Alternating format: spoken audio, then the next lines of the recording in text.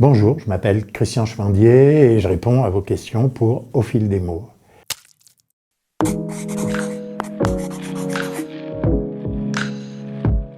Au fil des mots est un cycle d'animation scientifique organisé par le pôle de recherche en sciences humaines et sociales de l'Université Le Havre-Normandie. L'idée de ce format est de donner la parole à des chercheurs et chercheuses ayant récemment publié des ouvrages dont le thème gravite autour de l'actualité. La chercheuse ou le chercheur revient sur son parcours, de la conception à la recherche jusqu'à la publication de son ouvrage. Au fil des mots s'inscrit donc dans une volonté de valoriser la recherche en sciences humaines et sociales en Normandie. Je suis historien, spécialiste d'histoire contemporaine, d'histoire du travail, d'histoire des métiers et de ceux qui les pratiquent et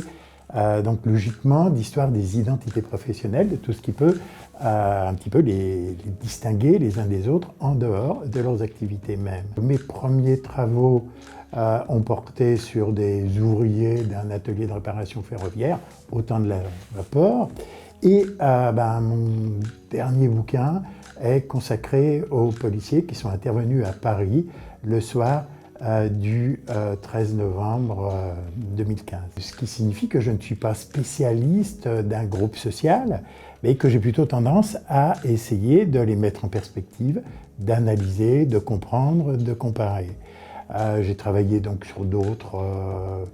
groupes sociaux, le personnel des pompes funèbres, j'ai écrit la biographie d'un postier, par ailleurs romancier et anarchiste, et j'ai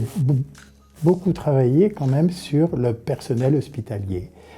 auquel j'ai consacré 4 livres. Donc, le dernier est consacré à une association professionnelle, le Comité d'entente des écoles d'infirmières, de 1949 à pratiquement nos jours, à 2019, à la veille du Covid,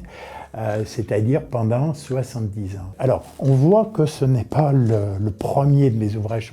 sur le personnel hospitalier, il y en a déjà eu 3, et moi ce qui m'intéressait, c'était vraiment de comprendre comment une association qui était une association dans un premier temps de directrice d'école d'infirmières et dans un deuxième temps de formatrice d'infirmières, comment cette association a contribué à créer, à consolider, à rendre peut-être plus pertinent une identité professionnelle. Que les choses soient claires, ce n'est pas une histoire d'une association où je raconte de telle année à telle année, il y avait telle présidente, où, ils se sont réunis tous les 2 ans et, à tel endroit pour faire leur congrès, éventuellement donner en format timbre-poste les photographies d'identité des présidentes. Non, ce n'est pas ça. En fait, ce qui est intéressant, c'est justement de mettre en perspective les pratiques, les réflexions d'une association au sein à la fois du groupe professionnel des infirmières, du groupe professionnel beaucoup plus large et beaucoup plus segmenté, des formateurs de formation professionnelle, mais bien plus largement au sein de l'histoire du personnel de santé et au sein aussi de l'histoire de l'hôpital. Et donc c'est vraiment, après tout, c'est le travail d'un historien que d'expliquer comment telle ou telle institution, tel ou tel phénomène s'inscrit en son temps. Moi, au début, je pensais surtout à comprendre comment cette identité professionnelle vraiment là s'est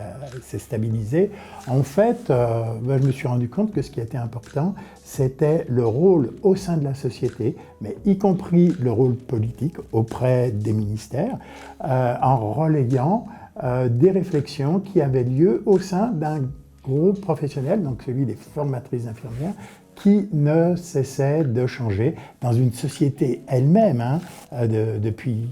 1949, on est vraiment dans un autre monde, dans une société qui ne cessait de bouger. Alors le lien avec l'actualité, on le trouve dans tous les travaux d'historiens, parce qu'un historien ne parle jamais que de son temps. Et c'est vrai que ce que l'on peut trouver dans ce livre sur le comité d'entente des écoles d'infirmières, eh bien, ça renvoie à toutes les questions qui sont posées aujourd'hui